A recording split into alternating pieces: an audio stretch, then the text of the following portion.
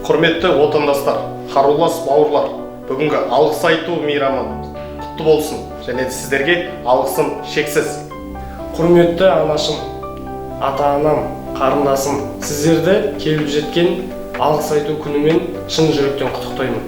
Сіздерге зор денсаулық, ашық аспан, еліміздің тыныштығын сыйлаймын. Құрметті отандастар, қарулас достар, анашым, әкешім, туған туыс бауырлар, сіздерді бүгінгі келіп жеткен алғыс айту күнімен шын жүректен құттықтаймыз. Сіздерге алғысым өте шексіз, еліміз аман, жұртымыз тыныш болсын. Барша қазақстандықтарды және қарулас достарымды, ата-анамды 1 наурыз алғыс айту күнімен шын жүректен құттықтаймын. Және де анашым, әкешім, сіздер маған осындай жарық дүние сыйлағандарың үшін көп рахмет. Барша қазақстандықтарды, отандастарымды және де ата-анамды 1 наурыз алғыс айту күнімен шын жүректен құттықтаймын. Дорогие жители Казахстана, сегодня 1 марта хотел бы вас поздравить с Днем Благодарения, а также пожелать вам от Сарыгжирского гарнизона артиллерийского дивизиона счастья, здоровья и всего самого наилучшего.